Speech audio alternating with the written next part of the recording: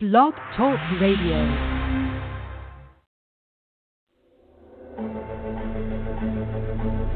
Keep it right where you got it. You're listening to the Truth Tuesday Show with your host, Akeem L. on Hindsight Radio.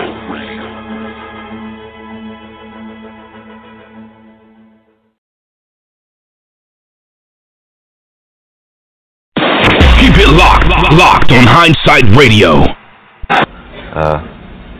What triggered that? I read a book called Indians of the Americas, and I, after reading the book, realized that I knew nothing about the American Indian, and that everything that we are taught about the American Indian is wrong. It's inaccurate, and our school books are hopelessly lacking, perhaps criminally lacking, in revealing what our relationship was with the Indian. When we hear, as we've heard throughout all our lives, no matter how old we are, that we are a country that stands for freedom, for rightness, for justice, for everyone, it simply doesn't apply to those who are not white. It just simply doesn't apply. And we were the most rapacious, aggressive, destructive, torturing, monstrous people who swept from one coast to the other, murdering and causing mayhem among the Indians. There's one Indian in this.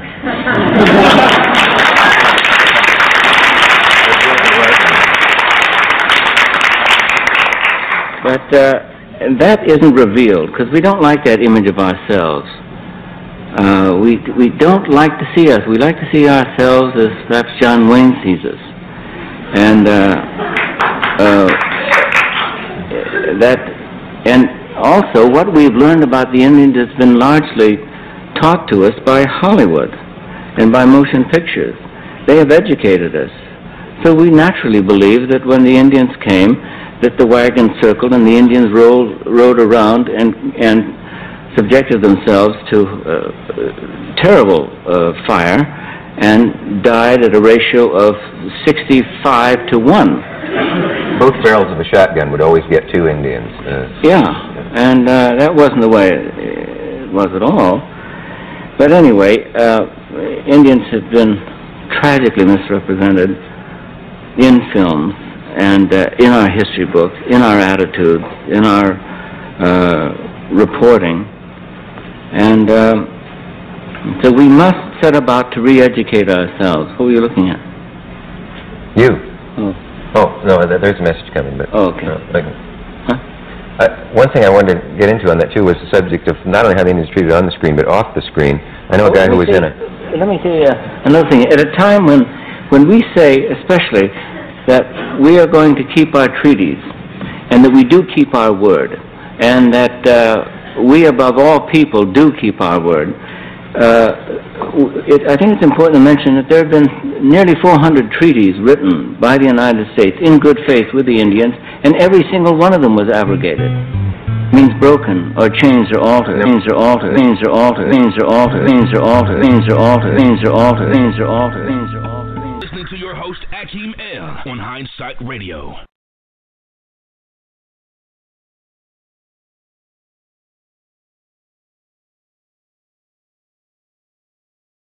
Taking a step back, maybe you could tell the audience, you actually were also on the forefront in high school. You basically said, I'm not happy what they're giving me, the syllabus, reading and other stuff, and you basically created your own curriculum. Could you just briefly discuss? And it's almost like the same exact thing with the books, being ahead of it and people having to catch up. Well, actually, not people, but the establishment. What I had to do was I had to read what I was assigned to read and what I wanted to read. So it was two different things. You see, because if you cannot keep up academically with the curriculum that they're giving you, then they'll just say that you're not intelligent, or that you have attention deficit disorder, or that you're not competitive, or that you have some kind of DNA inferiority, or they'll invent some kind of a problem for you and then slap the label on your face and give you some drugs to say, to medicate yourself. So I had to actually master the academic curriculum that I was given in high school and in college, and then create an alternative curriculum. So in addition to reading all of the foolishness that I was assigned in high school and college, I also read back then Carter G. Woodson's Miseducation of the Negro, W.E.B. Du Bois, The Souls of Black Folk, E. Franklin Frazier's The Black Bourgeoisie. I read Frederick Douglass, his narrative. I read Autobiography of Malcolm X. Everything that could give me the answer to the question, what happened? You know, because when you're young and black in America, and you come outside your project building, that is the question that is looming over your head. Like if you were a comic character, there would be a box and it would say, what happened here? You know? And I think if you don't have the patience or the discipline to read and to study, you'll never get the answer to that question. And you'll start to think that you're living that way because you deserve it. Or that the reason why your mother and father don't have any money is because they're just stupid. They're just not as smart as everybody else. You'll never understand where wealth is, where it was, who took what, you know, who conquered who. You'll never understand the movement of power if you don't have the discipline and the patience to sit down and read. So, But do you think, did it surprise you that it took so long for some of these great pieces of work that you're mentioning to make it into the education system? Again, you had to do research to find this material, know that it exists out there. A lot of people back then and even now, they don't know it exists. Were you surprised it's taken so long to change the curriculum, even slightly? No, the definition of power or education in a system of power is to maintain the current arrangement of power. The educational system in America is to maintain the current arrangement of power.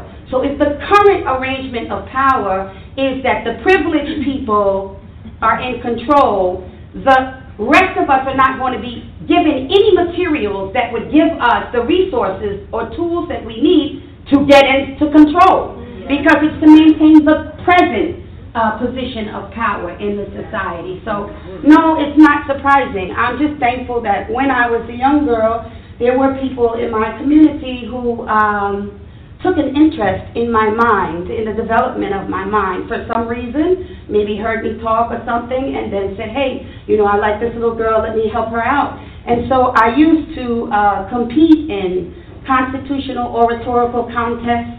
I had to memorize the Constitution and speak extemporaneously about all of the amendments.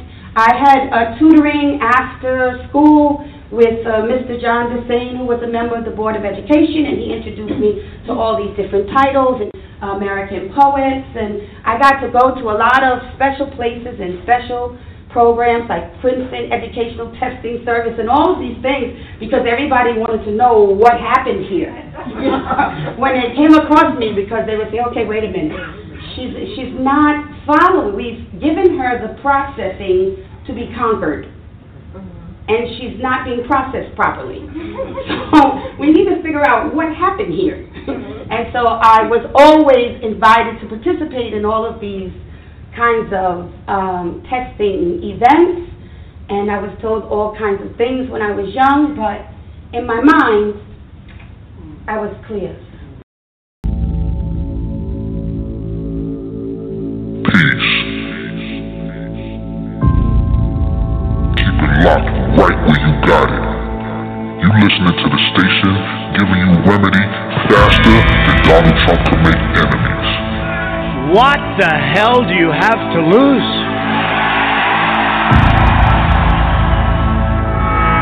Hindsight Radio, the information station changing the nation.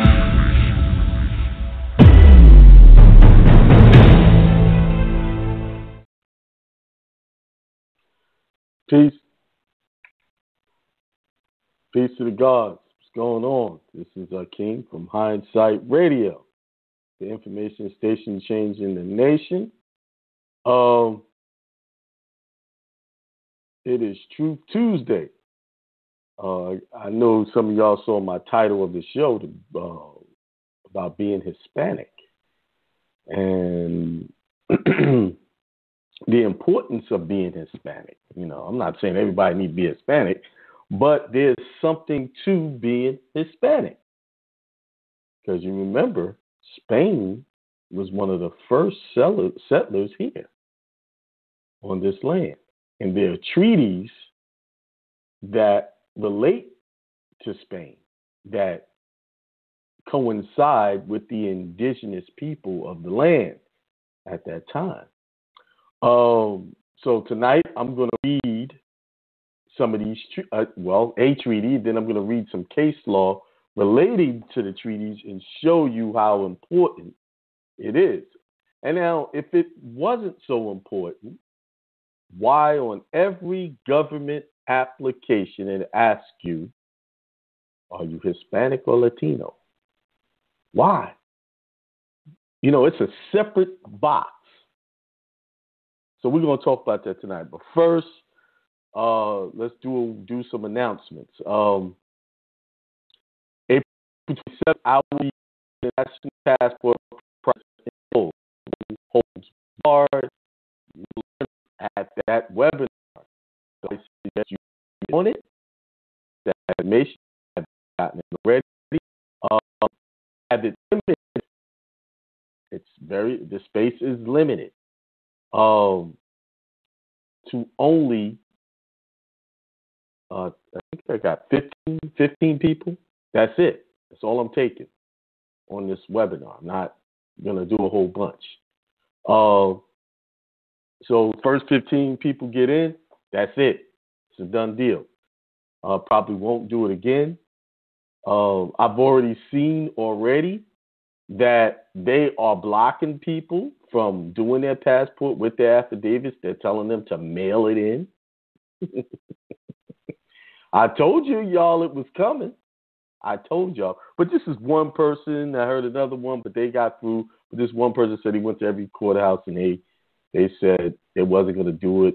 And the main reason why he already had a passport and they didn't want to take that passport, send it in. They didn't want to be responsible for it. Whatever. I don't know. They won't take his, because his passport is current, so they won't take it.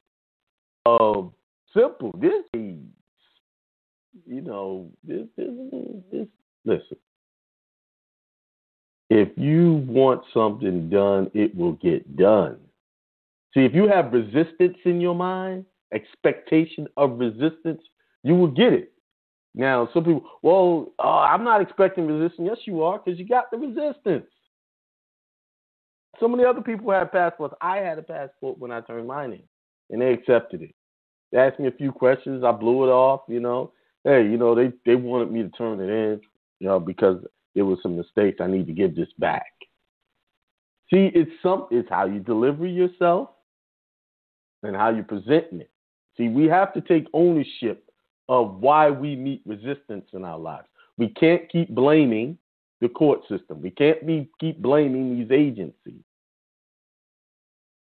We have to look within first, see what approach and change it up. You said you went to every court out there and they turned you down. I can't. That is highly unlikely with people who go in and they've done it just like I've taught them, no problem. So there's obviously I'm not a psychic, but I could tell you there's some resistance in thought there. Whenever I deal with resistance, I know it's something in me that attracted that to me. When I didn't have resistance, I've gotten things that I wasn't supposed to have, So what I'm saying is we have to check ourselves and make sure we don't have anything in us that's causing the era of resistance to come in on us. We have to go in knowing what we want and what we're going to do. And have the expectation that it will get resolved itself or it's going to get done. Walk in there like a boss. I'm not saying walk in there and be arrogant. I'm just saying walk in there with the air of being in charge. When I walk in places and I deal with these people, I have a certain way about me. that causes them to do what I ask. You see? So I have an expectation.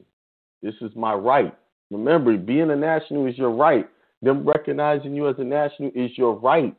You're not asking for anything you're not supposed to have. You know, they converted you into the slave of being a U.S. citizen without your consent. They assumed it. They just took you over. And you filled out paperwork that connected you to that. Checking off those boxes. So you just go within and look and say, oh, you know, let me try it again, you know.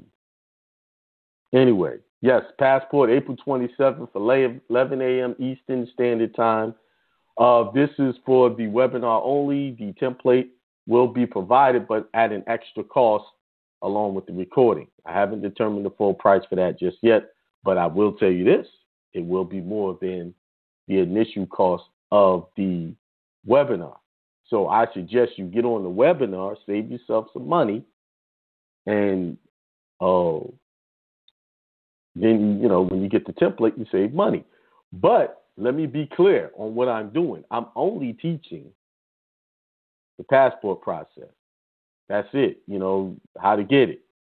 Like if you get any resistance letters, if they turn down for some reason, there's no support. There is support, but that's extra. Those of you who have been, what I say, invested in yourself and paid for the full process, they get the whole thing. They get the support, any resistance. They get to contact me. I get to help them through it, guide them through it.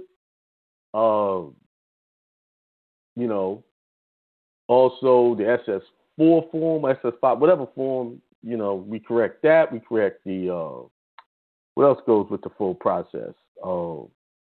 Birth certificate. And there's one more thing. If you have a driver's license, you want to correct the status on that. All of that comes with it. I do it one step at a time. We get your passport. I show you how to get your certified copies. We move on to the next step. So it's a process. And, you know, that's a 3-4 month process at least for the price that I'm charging. I think that's cheap. So when you go there, so if you want the full process, you can go to my website, click the consultation tab. It's right there. You can set your appointment. We do a one-on-one webinar. I go over everything with you in detail. And we do one step at a time. I don't try to give you the whole package at once because you will forget. I mean, I have a hard enough time when I do just the passport coming back with questions. Hey, you know, this is happening. This is happening. This is happening. This is happening. You know, so that's why I do one step at a time. We don't get too far ahead. So, but if you just want just the passport process and that's it, you feel like you can do the rest yourself, you got it under control, get on the webinar. I'm teaching you all that. And that's it. You know, you have to figure out if they say no, which sometimes they do, very rarely they do. Or you meet any other problems, IRS, child support, things like that. You know, that I help you, but you're going to have to invest in your health. Remember, there is nothing out there that's free. Freedom ain't free. And if you're getting something for nothing, you might want to check its value. It may not be what you want. You know, a lot of people have this notion in their head, oh, why are you charging? We trying to uplift people. So while I'm uplifting you, I'm supposed to just not get compensated for my time? First of all, I said this last week, that's against the law of reciprocation, the law of commerce. You invest. You know, today I invested in a program.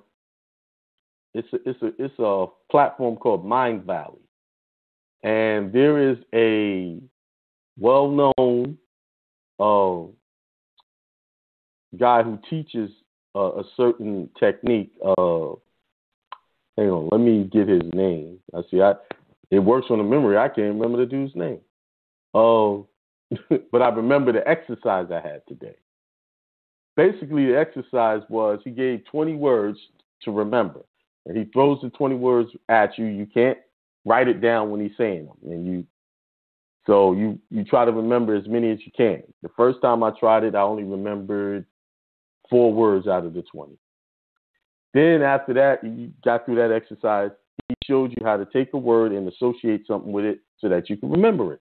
So the second time I tried, I was able to get about 9 to 10 words.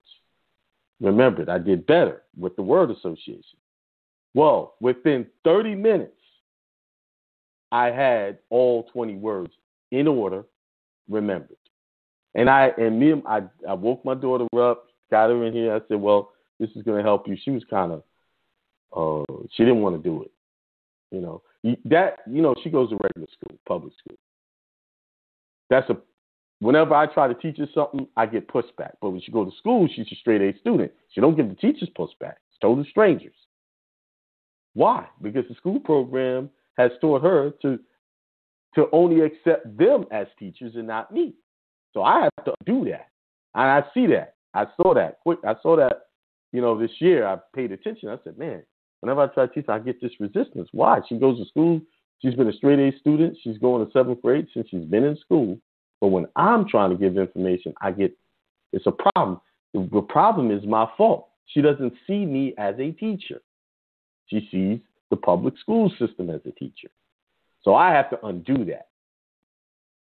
So got her up. Hey, let's do it. Plus it was early. We both get up early. She was up. I didn't kind of wake up. She was already up. But I said, hey, try this exercise. It's going to be fun. So she did it begrudgingly, and same results pretty much. Hers was a little bit better at first, but she didn't remember all the words. Even later on in the day, she didn't remember. Why? Because she was resistant to what I was trying to show her. But when I told her, I said, listen, you're only resistant because of what I'm showing you because you're used to those schools telling you what to do. And I had to tell her, what I'm going to teach you is going to be practical, meaning you're going to be able to use this every day. School is teaching you how to pass tests and get out of school. That's it. They're not teaching you how to do life skills. That's the things you're going to be doing every day. It's not going to teach you that. This is my job, to teach you this, life skills, how to survive out there. And one of the things that's going to help you survive is to have an excellent recall, excellent mind, remembering things. And I said, and this is going to help you. If you're getting all straight A's, it's going to elevate you in school even more. So, throughout the day, we was checking in on each other, remembering these words. I got mine, and she did hers. The last time we did it, she just missed one word, and that was money. Because the word association that he used for that was it wasn't really connected to money. So I had the same issue with that same word, but it was only one word out of 19. Just keep that in mind. You're remembering 20 words in order as they were given to you from memory.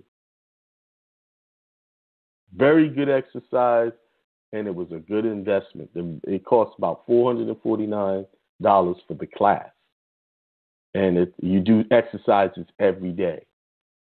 But this guy who teaches it, he's on YouTube, who teaches it,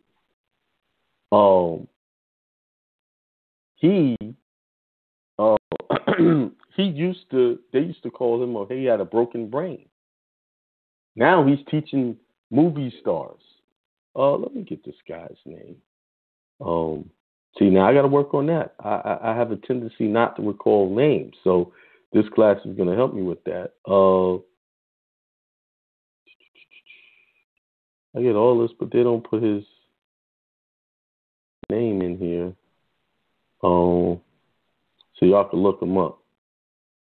I like to give y'all the information where I get it from. All right, hang on. Let me do this. This will be easier to do for it. Where is it? Mind Valley, log in. And the program also encourages you, Jim Quick, that's his name, Jim Quick. Now I'll remember, I won't forget quick, fast. Jim Quick, look him up, he's on YouTube. And I like the way he teaches. He makes it fun. And we had fun learning these words. So in one day, less than a day, we were able to recall 20 words in order. That's an accomplishment. But what it is, it shows you the ability of your mind. If you see, school teaches you how to pass tests, but it also teaches you how to process information. So if y'all studying, y'all going to need stuff like this to be able to process information. My mind is trained to read these documents and comprehend them because I read them daily. Now with this program, it's going to elevate me to a whole new level, which brings me to my lesson today. You know, I went and started reading some documents, pulled up an old laptop that I hadn't booted up in a while. There was a document right there, and I started reading it. And the document was, let me pull it out. It is something we've actually went over before, but it's by the authority of the Congress, the public statutes at large of the United States of America, from the organization of the government in 1789 to March 3rd, 1845, arranged in chronological order with references to the matter of each act and to the subsequent acts on the same subject, and copious notes of the decisions of the courts of the United States, construing those acts and upon the subjects of the laws, with an index to the contents of each volume. It's a whole longer title. But what I was reading was treaties, treaty-making power. That's what I was reading. And in there, it was dropping case law in this document. So I was making notes and I was going to these various case laws. So let's start with that. Let's go ahead and read treaty-making powers. As y'all know, treaties supersede all laws. It is the law of the land. And if there is a law that contradicts a treaty, guess what? The treaty takes precedence. So as I read, you're going to understand why I talked about Hispanics in relations to what they call now Indians, our indigenous ancestors, our tribal ancestors, our Moorish ancestors, the Moors. All of this is connected. We keep telling y'all, read the treaties. Said it over and over again. Read the treaties, because the treaties is where the power is. This is why I'm starting to understand why we get the results that we get when we do the passport process. Because we're using words in there that connect back to treaties. Okay? All right, let's treaty-making power. By the Articles of Confederation of July 8, 1778, the following provisions were made relative to treaties by the United States. Article 6, Section 1. No state without the consent of the United States and Congress assembled shall send any embassy to or receive any embassy from or enter into any confirmed agreement, alliance, or treaty with any king, prince, or state. Nor shall any person holding any office of profit or trust under the United States or any of them, except of any present, emolument, office or title of any kind of whatsoever, from any king, prince, or foreign state, nor shall the United States and Congress assembled or any of them grant any title of nobility. Section 2. No two or more states shall enter into any treaty, confederation, or alliance, whatever between them, without the consent of the United States and Congress assembled. Specify accurately the purposes of which the same is to be entered into and how long it shall continue. Volume 1, 5. Article 9, Section 1. The United States and Congress assembled shall have the sole and exclusive right of power of determining on peace and war, except in cases mentioned in the 6th article, of sending and receiving ambassadors, entering into treaties and alliance, provided that no treaty of commerce shall be made whereby the legislative power of the respective states shall be restrained from imposing such imposts and duties on foreigners, as their own people are subject to, or from prohibiting the exportation or importation of any species of goods or commodities whatsoever, of establishing rules deciding in all cases what captures on land or water shall be legal, and in what manner prizes taken by land or naval forces in the service of the United States shall be decided or appropriated, of granting letters of marque, reprisals in times of peace, appointing courts for the trial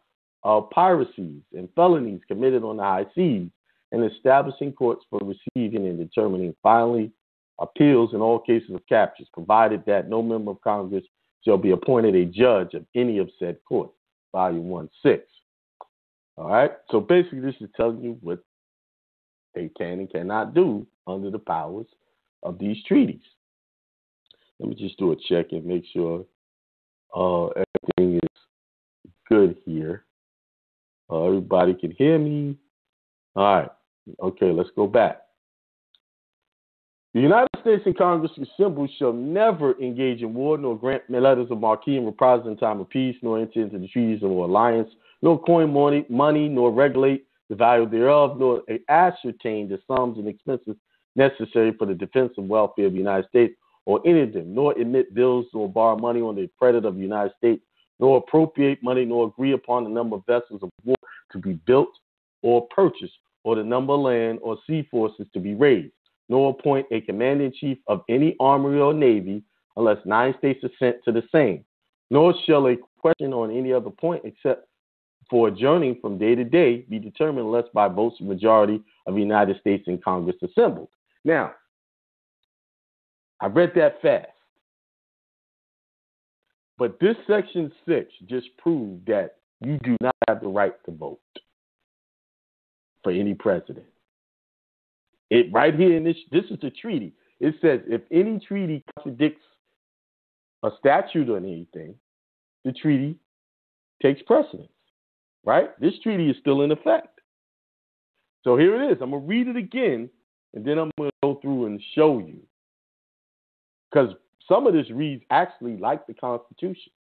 It says the United States and Congress assembled shall never engage in war, nor grant letters of marque and reprisals in time of peace, nor enter into any treaties or alliances, nor coin money, nor regulate the value thereof, nor ascertain the sums and expenses necessary for the defense and welfare of the United States or any of them, nor emit bills, nor borrow money on the credit of the United States, nor appropriate money, nor agree upon the number of vessels of war to be built or purchased, or the number of land or sea forces to be raised, nor appoint a commander-in-chief of the Army or Navy. Y'all know the president is the commander-in-chief of the Army and Navy, right? Unless 9 states assent to the same. Nor shall a question or any other point, except for adjourning from day to day, be determined unless by the votes of a majority of the United States and Congress assembled. It's telling you that the Congress is the one who has the power under votes. So when they go through all this electoral college crap, the Congress is the one who's really putting these guys in power. Behind the scenes.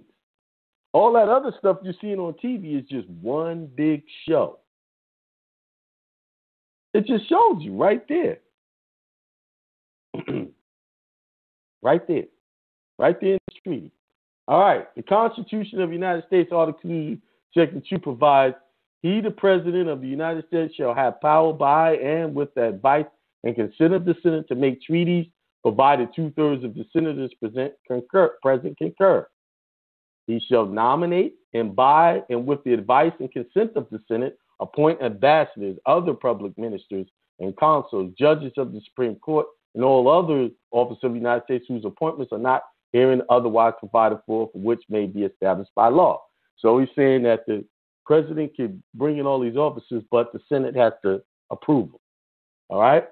Article 6, this Constitution and the laws of the United States shall be made in pursuance thereof, and all treaties made or which shall be made under the authority of the United States shall be the supreme law of the land, and the judges in every state shall be bound thereby.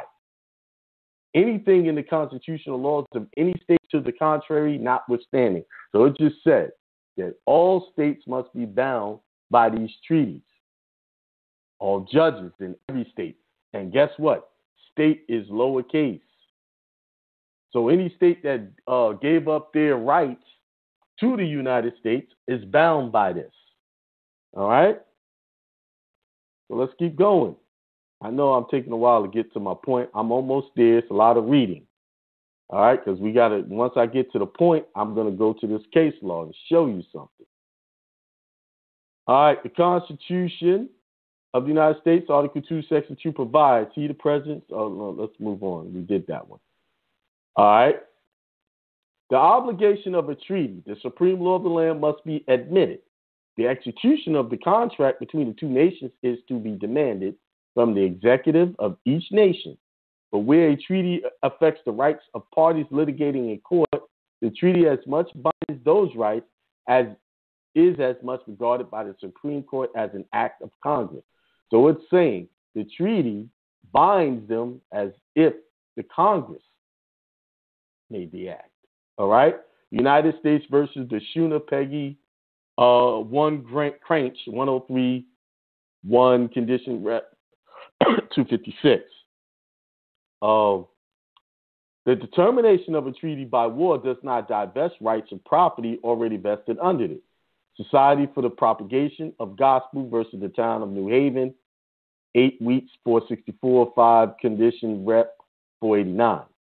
Nor do treaties in general become extinguished ipso facto by war between the two governments. Those stipulating for a permanent arrangement of territorial and other national rights are at most suspended during war and revive at the peace unless they are waived by the parties or new and repugnant stipulations are made. So, here's another thing.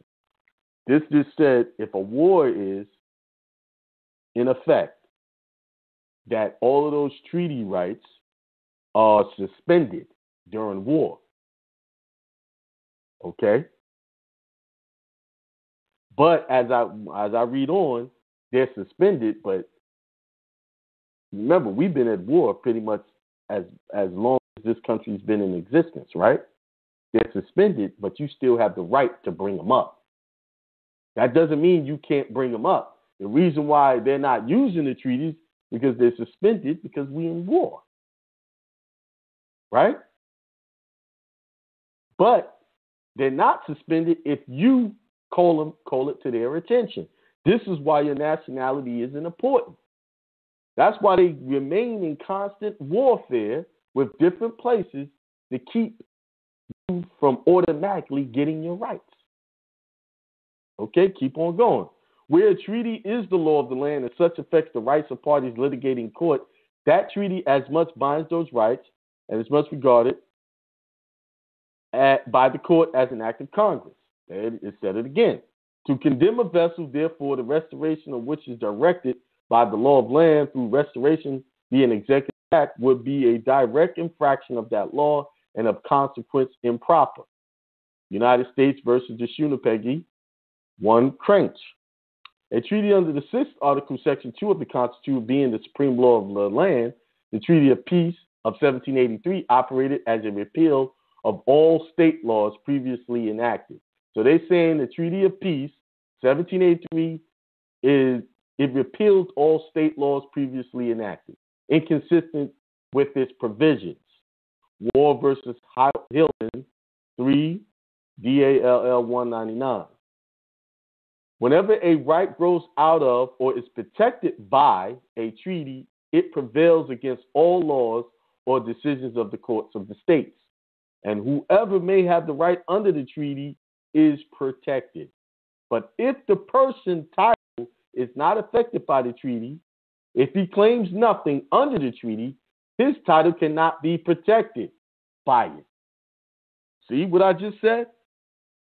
Although they could suspend it because of war, if you don't claim the treaty rights, you're not protected by it. This is why they want you to be a U.S. citizen. This is all going to come together when I get to this case law. I hope y'all paying attention. The remedy is in the treaties and bringing up these points. The stipulation in a treaty that free ships shall be made free goods does not imply the converse proposition that enemy ships shall be made enemy goods. Right? A treaty is, in its nature, a contract between two nations, not a legislative act. It does not generally affect of itself the object of the accomplished, especially so far as its operation is infra-territorial, but is carried into execution by the sovereign power of the respective parties to the instrument. In the United States, a different principle was established. Our Constitution declares a treaty to be the law of the land.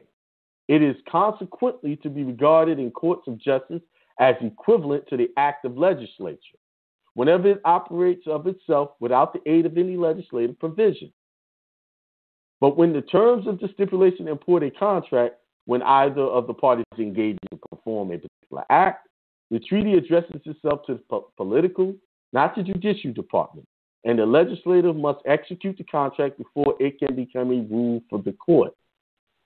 By the stipulations of a treaty are to be understood its language and apparent intentions manifested in the instrument with a reference to the contracting parties, the subject matter, and the person on whom it is to operate.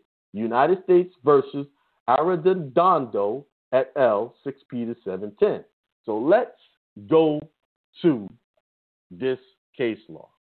This is what brought me to where I had to read all that to get to that. See, I like to be thorough so y'all can get a full understanding of what I'm talking about. All right, let me do a mic check. Everybody can hear me good? Just hit me up in the chat. Yeah, they say yeah. Okay. All right. Let's go to this. United States versus Arredondo, 31 U.S. 691, 1832. I'm gonna type it in the chat so you can pull it up. You know that chat, I can't copy and paste. And so y'all can just click a link.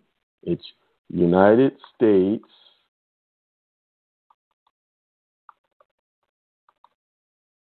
v.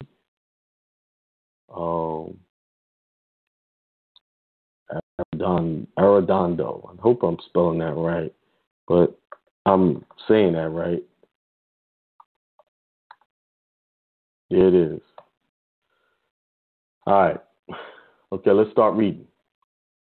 All right. It's a long read, but it's got some points in here that I want to bring out.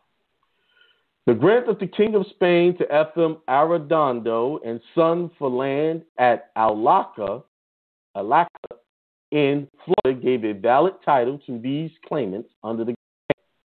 They had a land grant. According to the stipulation of the treaty between the United States and Spain, 1819, the laws of nations of the United States and of Spain, construction of treaty in Spain with Spain of 1819 relative to grants of land in territory of Florida and of the several acts of Congress passed by the adjustment of private claims to land within that territory. On 11 November 1828, Fernando de la Maza, Arredondo, and son and others, their grantees, filed their petition in the Superior Court of the Eastern District of Florida against the United States under the provisions of the 6th section of an act of Congress passed May 23, 1828, entitled An Act Supplementary to the Several Acts Providing for the Settlement and Confirmation of Private Land Claims in Florida. So they're using private land claims, right? Settlement and confirmation of private land claims. So they're settling on private land. Well, who land was it? Let's keep reading. Who private land was it? How do you settle on a private land? All right. The petition stated that the petitioner's claim title to an undivided parcel of land containing 289,645 acres situated in county of Alacqua. I think that's how you pronounce it. In the Eastern District of Florida, about 36 miles west of the River St. Johns and about 52 miles west of city of St. Augustine. which land extends 4 leagues to the east point of the compass in rectilinear figure, taken as the center thereof a place called Lacqua, formerly inhabited by the tribe of Seminole Indians. Oh, so these private lands belong to indigenous people, but subsequently abandoned by them. So they're trying to say that they abandoned their land. So these were private lands. And so when people came to settle, the Spaniards, is who we're talking about now, the United States was allowing them to take these lands because they were not there, or they claimed they abandoned them. Let's get this, let's put it into a better perspective, because if you read on, you understand what was going down. They were renaming these people so that they couldn't have a clear title to their land. Renaming a black colored Negro. This all starting. And then they say they abandoned them. Paper genocide. They abandoned them. There are no Seminoles here. There are no real indigenous people. These are all people that are colored, Negro. Are y'all getting the point? This is why it's important to fix this stuff. Because you're being treated like you abandoned your land because you're not claiming who you really are. All right, let's keep going. That the said tract of land was granted by the Spanish government with all the formalities and solemnities used by it in such cases to the petitioners on December 22nd, December 1817.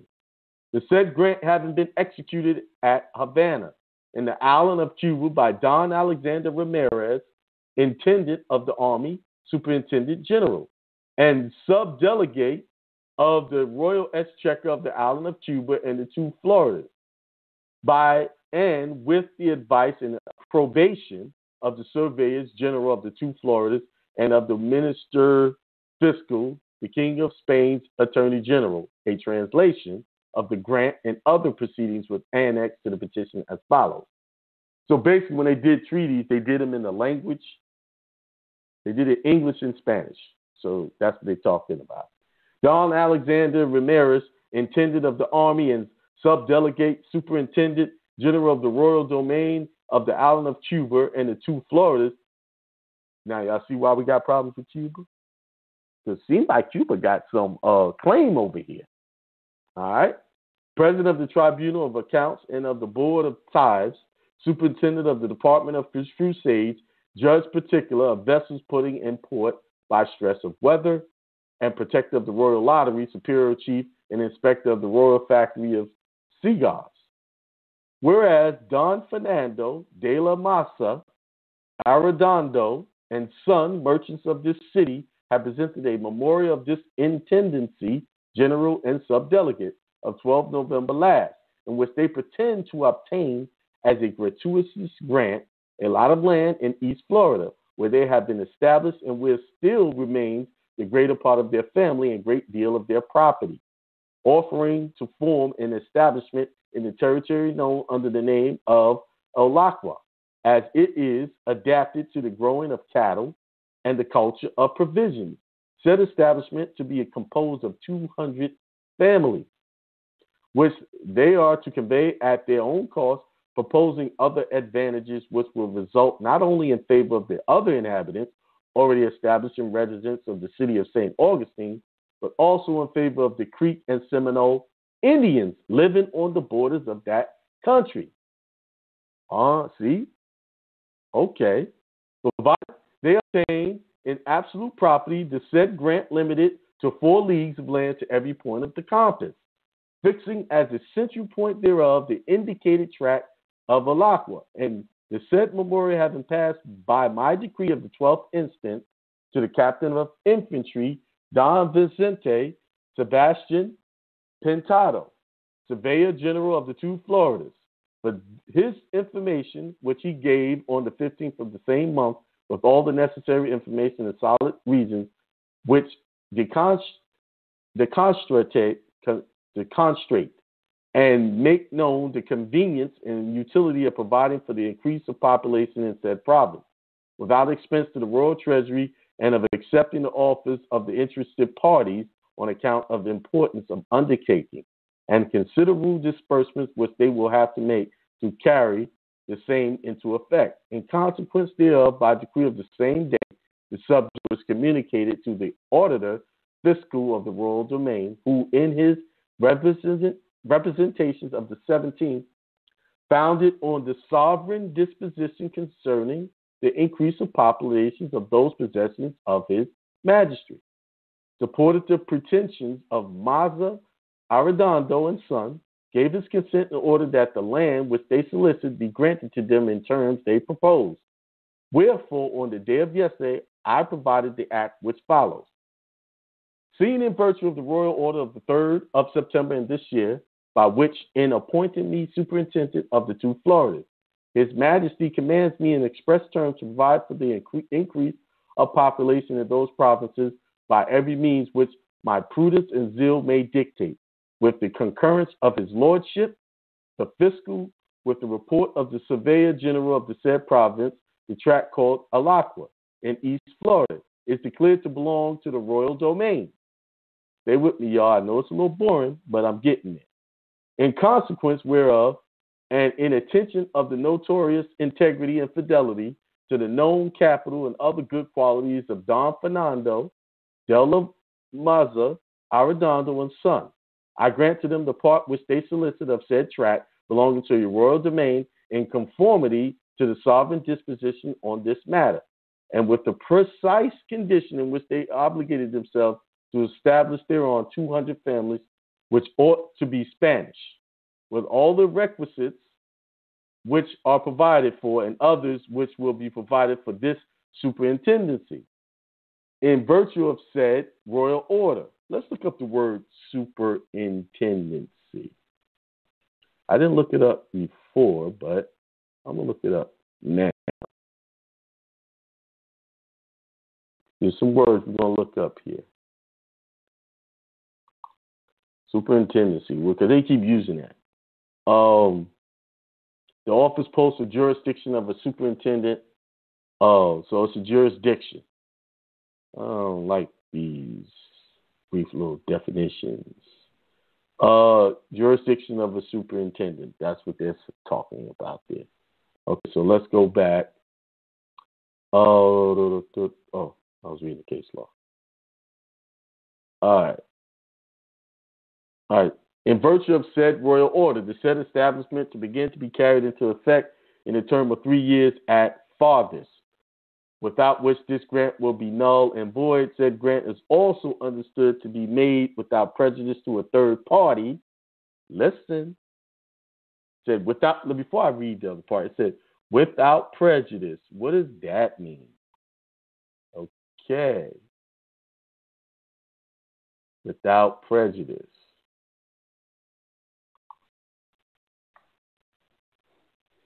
Without detriment to any existing right or claim. That's what that means. So this third party still has its rights, basically. All right, let's go. Without prejudice to a third party, and especially to the Indians, natives of that land.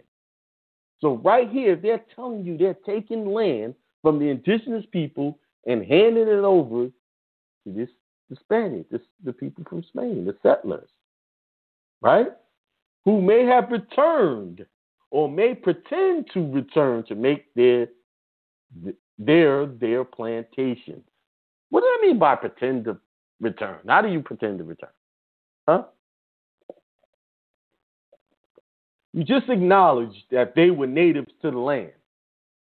Then you're saying they're pretending to return? How do you do that? That doesn't make sense. Okay, let's keep reading. Let this expedient pass to the Surveyor General above mentioned in order that he may make the corresponding plot in conformity to his information. So what they got, a surveyor, surveying the land to cut it off, to take the land from the indigenous and give it over. Right? With all possible perspicuity, to avoid future doubts and litigations, which when done, let the title and form be executed with the same plot annexed thereto, a copy of which will remain in the expedient with the provisions that the said 3 years allowed to commence the establishment of families are to run and be counted from this date, and that on the first families being prepared and disposed, the grantees will give notice of it, together with the list of individuals and mention made of places of which they are natives of the occupation, in order that the orders and instructions which the government and the superintendency of the royal domain in East Florida may see fit to give be issued, in order that the account of the whole be given in proper time to His Majesty. I can keep reading because I've read all through this and put notes everywhere. But I'm going to stop there. I think I gave y'all the picture. So let me summarize where I'm going. They made these treaties. They ceded these lands over to the Spanish settlers, right? But they said it was without prejudice to the natives. Without prejudice, meaning that they could have the land, but the natives still have the rights to those lands if they came back and claimed them. Right? So, this is why we have a big immigration issue amongst people of Spanish descent. See, first come the natives, second comes the people that are Latino or Hispanic. This is why you have that on your application. They want to know if you're Hispanic or Latino to see if you have treaty rights to land. There you go. The confusion is gone. Why are they always having that? Are you Latino or Hispanic? That's separate from everything else on these forms. Because there's treaties out there. There's case law where they gave up almost 300,000 acres. That's just in Florida alone. You know, there was the East and the West Florida. They were separated, then they put them together, and we call them all Florida. But these lands belonged to Spain at one time. Conquered, came in, took over, and Spain claimed rights to them. Cuba also was a part of that treaty. Remember the Cuban Missile Crisis, that whole nonsense that went on? That was everything, all of that stuff you see in the news, they got a missile crisis and all this crap. It's always got to do with land rights. That's why it's important for them to keep you in the dark about who you are, because when you pull out these treaties and show, I have rights to these lands, you got to give them to me. Whoever's on it got to go. I just read it. We got case law on it. I just read the treaties. And if you keep reading, they keep talking about the sovereign this, the sovereign that. They're talking about the native people, the indigenous, the Indians, what they're calling them now. They are sovereign. That's why in the Constitution it says excluding Indians not taxed.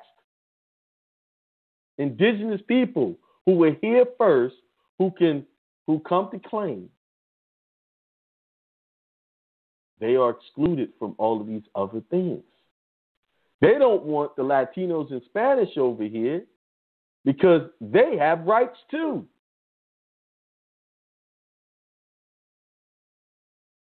See, when they talk about immigration, they're always dealing with people of Spanish descent.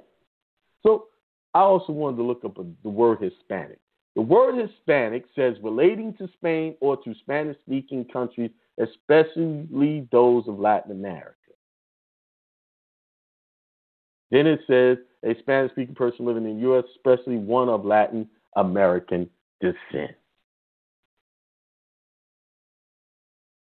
So when you look at this in its fullness, the indigenous always have the first right.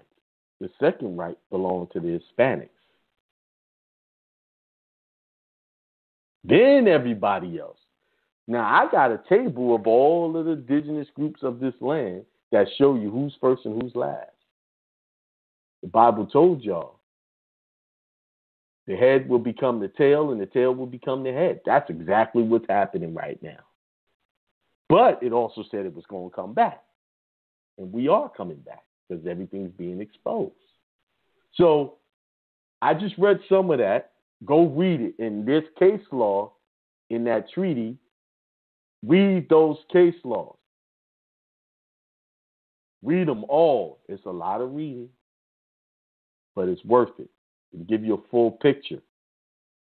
See, in these teachings, no one ever talked about the Hispanics and the Latinos like as if, that's just some side conversation. But they are connected to this land as much as we are. So what's happening is they're coming back. That's why they're coming over here. If you go to Florida, it's dominated by Hispanic, Latinos, people of Spanish descent, of Latin descent. California, all of those places, Texas, all of those places dominated. Well, they're just coming back home. Basically, we all related, all of us. But that's it. It's after 8:09. Let's go. If y'all want to ask me a question, raise your hand, press 1. I will try to get all the calls, and once I get the last call, I'm out. I did a lot of reading today, did some work. So I'm a little mentally worn right now. We're getting there at least. But I'm going to take a little short break, let my voice rest a little bit, and I will be right back. You are listening to Akeem El, an American national, but not a citizen of the United States. All right, peace. I'm back. I am back. That's right. Only you can stop that rain. Things go down. Just change your mind. Situation changes. Don't follow up that nonsense. Let them talk. Let them hate. You continue to strive for better things, positive things. People are always going to talk when they see you soaring to new heights. They're always going to have somebody, are you sure you want to do that? You think that's the right thing to do? Why you want to do it?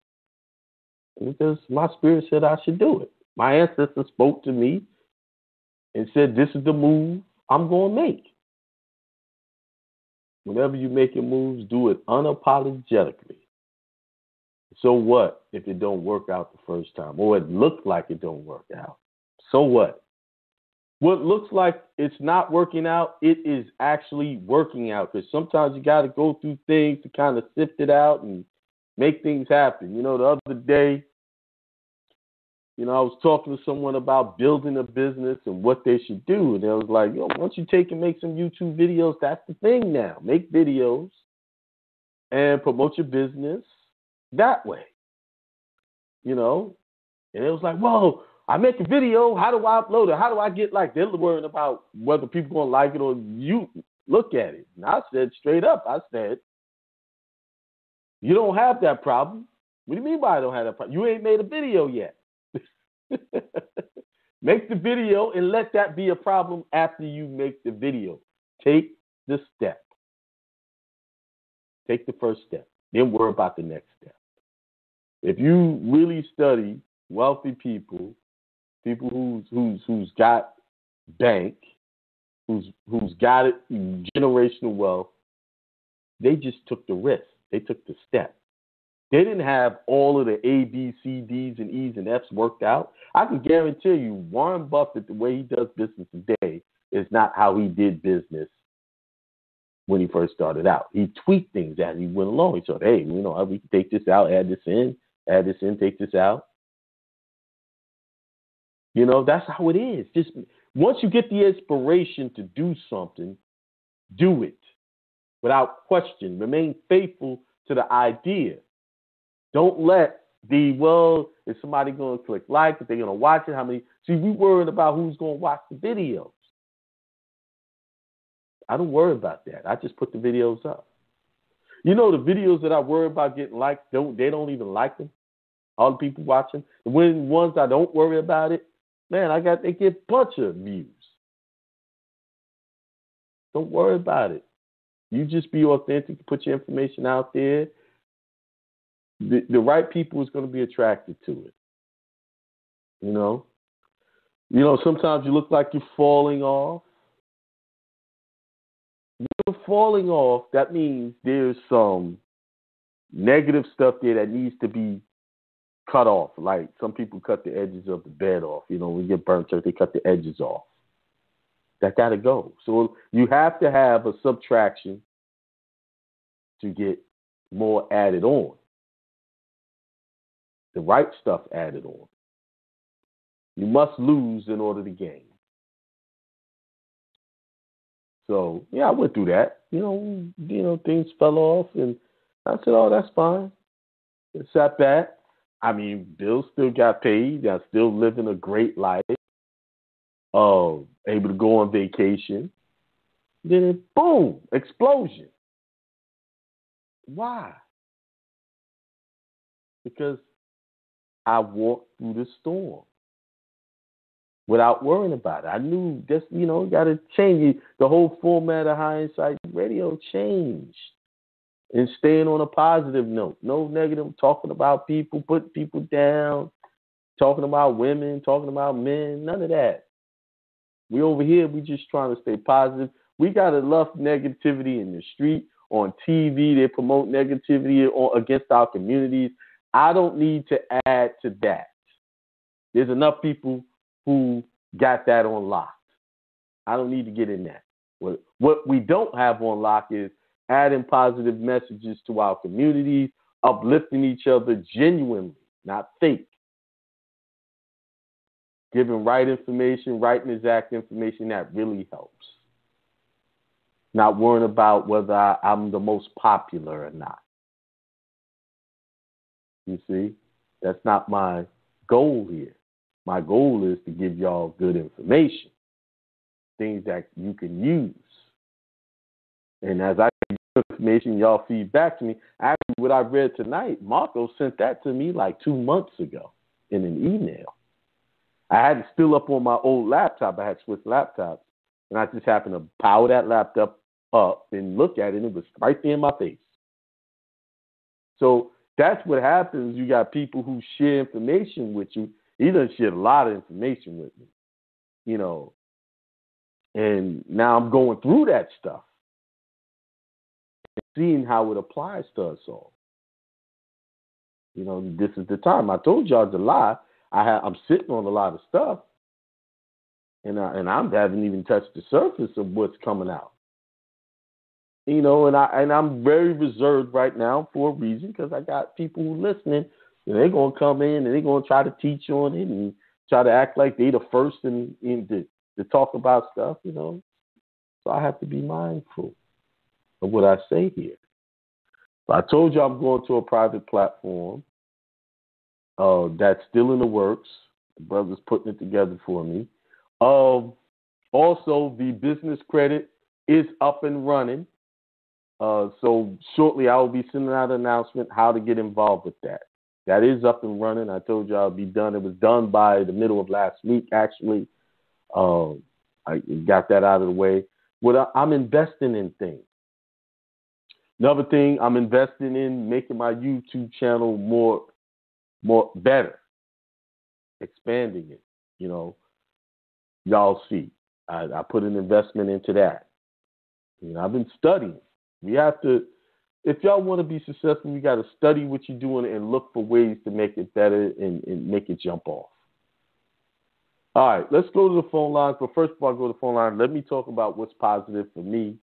Then when I open up the lines, y'all know the rules. Tell me what's going on with your life. What's the good going on with you? Get used to talking good about yourself. All right, what's good for me? Life is great. I mean, I'm going to be making another trip. I'm going to go to New York and take my daughter to the Museum of Natural History in the next couple of weeks. We're going to go up there and let her experience that culture, experience the different places, the foods and stuff. To go eat. New York is a melting pot of different nationalities of food. It's a great place if you want different foods, good food. and just seeing the sights. So we're going to be doing that next couple of weeks. Going on a road trip. What else is good? My health is good all around. My mental health, good. I feel stronger than ever. But, always challenges going to come. I'll be able to beat those too. But I'm more focused on where I'm going. And I want to share that with everybody. So generally, my life is great. Family's doing good. Everybody's living good lives. And let's see. Let's go to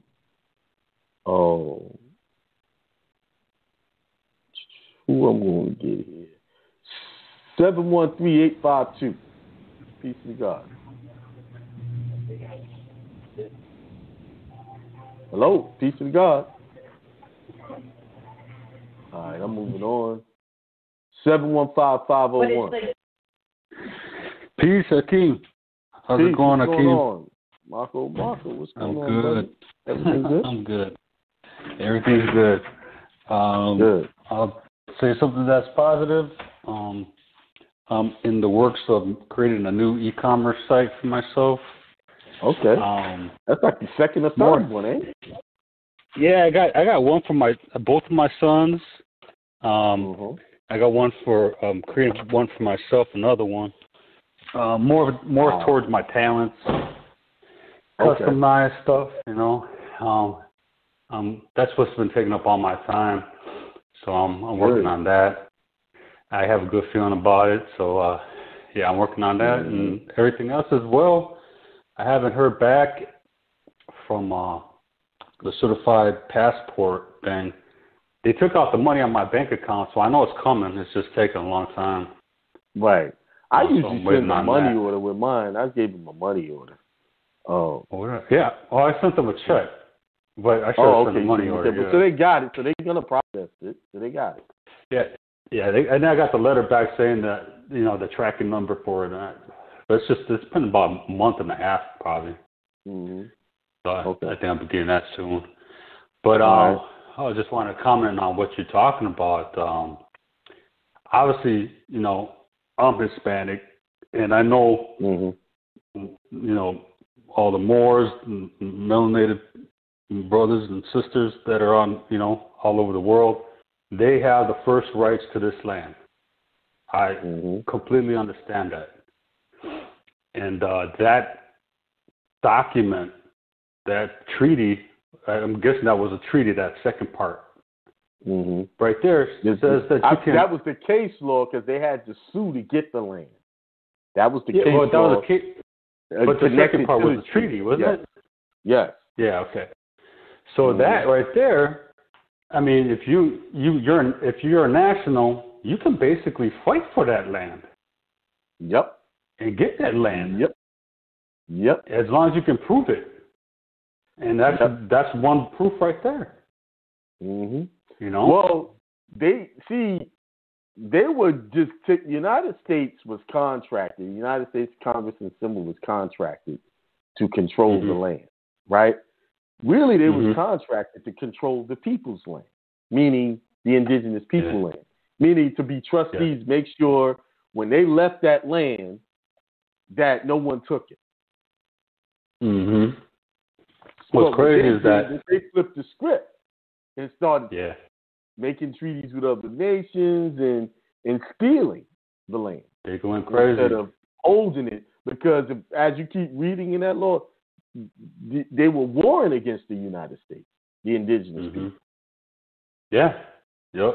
They had a war. All those, it said it in all the wars. The wars that were going on. See, these are things they're not talking about. Yep. And they tried flipping the script too about their job. Yeah, they tried flipping the script on like all these movies. Like they're fighting against their own people, the British or the English, or it was really the Indians, the Aboriginal people of the land that they were fighting against. But they didn't show that on TV. Because they were taking it, just giving away. They were pushing them out and just giving away their land. And so when they couldn't kill enough of them, they started using paper. Mm-hmm. To say, well, you're not an Indian. Because you had to prove who you was. So they would do that to you. And say, you're not an Indian, you're not this. Because that's in that very, they pretended to come back. Like, what do you mean? How do you pretend to come back? How do you pretend? Yeah. That doesn't make any sense. But what's interesting is they abandoned their land. See, the indigenous they didn't people, abandon it. No, they didn't abandon it. They were always there. They're still there. They would live on a part of the land, and then when they saw that it needed to heal, they'd move to another part until that land healed. Then they knew the ways of nature, the way things flow. Overwork the land. Yeah, exactly. You know? That's why this shit's all messed up right now.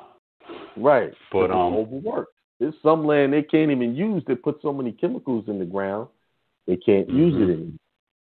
And the ancestors knew about this stuff. They knew how to heal the land, and come back with the seasons when to eat different types of foods and stuff like that. They knew about all that stuff. Right. And animals you're supposed to eat certain foods at certain times, like in Costa Rica. Right now, mangoes is not in season. Right now, so you don't eat them. And that's not what you. And when I went to Costa Rica, they didn't have mango on the menu. I think one day it was there, but it wasn't there because it wasn't in season. What's interesting too is that the Spanish renamed a lot of the Indians there with Spanish names. Yep. I think. Yep. So they tried tricking. They flipped the script on that too. They did a hijack and they tried, okay, if you're not going to leave the land, well, we have to rename you to Gonzalez or Fernandez or whatever the hell. Yeah. But under the treaties, if no one else claims it, they get to claim it. If the indigenous don't claim it, claim it. So what I'm saying, the Europeans and all of them don't have any claims to any land over here. Nothing. No. Man, that's why they in power. And they create all of these subversive laws to keep you from getting it. When this goes down, it's going to be crazy. Because people are going to start claiming land like crazy. Well, I'm talking about in the future. They on the news talking about ICE was going to do raids over the weekend and why do you think they're trying to get people out of here? Now, look at this. Look. I don't think it's a coincidence that the national passport thing, we got it working, people getting it, and this whole ICE stuff is popping up. Going down. Yeah. Yeah, they're getting scared. This dude just told me today, he happened in Minnesota, he went to every courthouse that did passports. He said the post office is no longer doing passports in his area, only the courthouses are doing it. Yes. Oh, hell no. That's what he told me. Only the courthouses, they stopped the post office from doing it, and only the courthouses are doing it. And they would not let him process his passport. They told him to mail it in. That's that. See, well, we got to get this done. Well, I got mine done. I got my son's done. No. Yes, that's true. Go ahead. You have to get it done. But there's a part of this I never taught anybody. It's an experience I had, but I never told anybody what I actually did. So I can get them through. Okay. It's a last resort. Okay. It's something I did when I did mine. And it went, but I'll talk about it in the private. So he's good. He's fine. I ain't worried about that. Yeah. See, I didn't start teaching this until I knew every possible way that these people could shut us down, that I knew a solution for it. So you had a backup plan. Better with these folks. You better have a backup plan. Yeah. Man. So he'll be all right. This business thing that you're gonna get going, I want to hop on that, Akeem. Definitely. Okay. All right. I don't know how you're gonna do that. Is it gonna be like a private thing, like a? Oh well, no. Well, whoever wants to build their business credit and get it going, whoever wants to do that. Now, here, let me just give you a preliminary. We're trying to help a select number of people to get their business credit, and we're not talking about a little bit of credit. We're talking like $500,000 and better. But that takes time. It's like CPN, of course. 30, 40, 50, 200,000. You got to get you there. The reason why we want you to have that much credit is because we're trying to do a collective business. So whoever wants to partner and do this, this is a long-term relationship to build a bigger business where it's going to take millions of dollars to get to acquire certain things. Now, this all falls in line with what I'm going to be doing in November. Going to see Dan Pennant. This is all in line with that. Ooh-wee. So, oh, man. Okay. But this is, so when the people that we, they get their business credit. Now, we're not looking for people who want to get their money and just blow it off and go buy junk. No. You want people to have their credit line so that when we enact the other part of the business, all of us come together and we have the funds to get this bigger business going. I'm in, Akeem. I'm in. What do you say your credit has to be at? As far as like credit limit?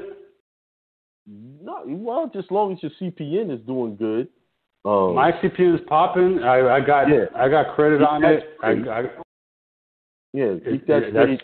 And your business that you're in. I got business bank account. I got that. Some people we might have to reorganize it, meaning change the name where it's more favorable for banks to do business with them.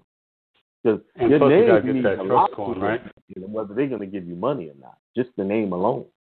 People are not getting credit because of the name itself. Okay.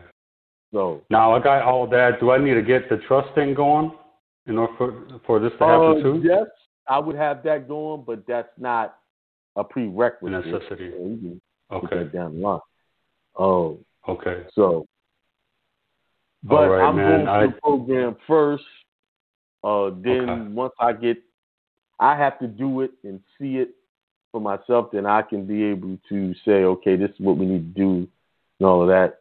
But, it's one of those things I got to get people up to speed. The person I'm working with, they want to know everything, A, B, C, D, before they get started. I'm like, no, get A, do A, and then we go to B.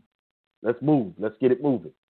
Don't worry about it. You're not going to know everything about a business starting it. You got to get into the business and then adjust as you go along. Take the step and correct course along the way.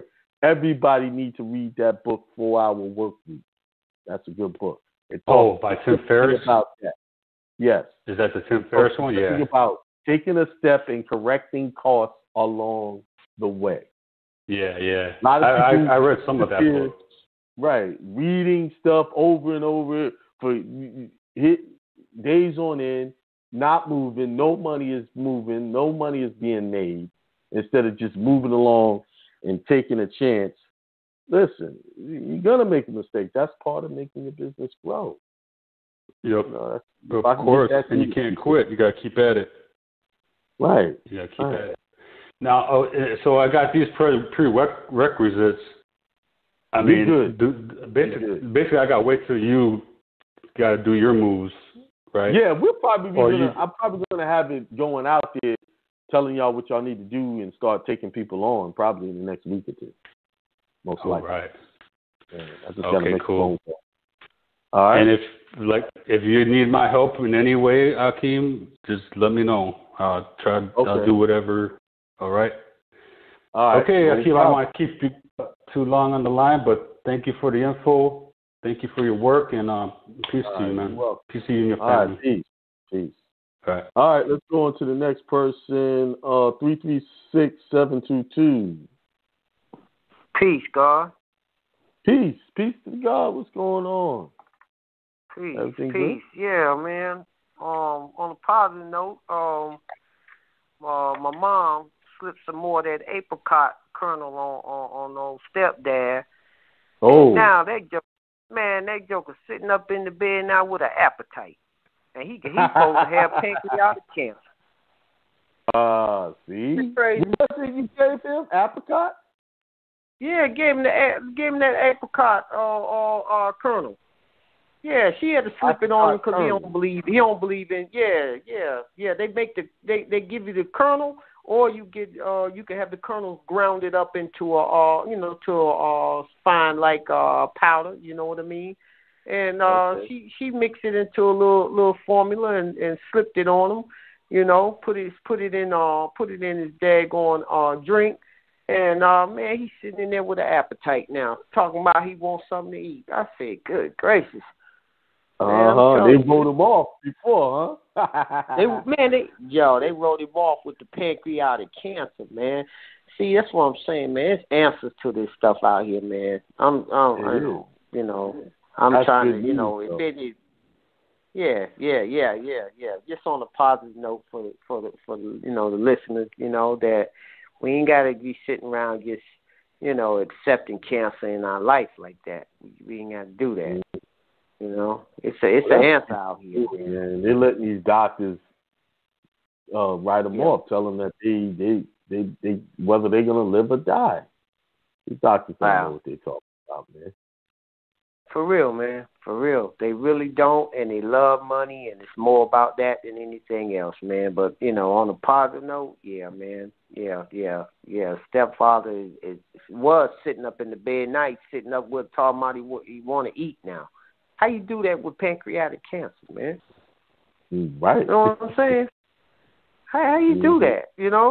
Something must be going on with him, man. That's all I'm saying. So anyway, man. Hey, you really building on that treaty stuff there. Yeah. It sounds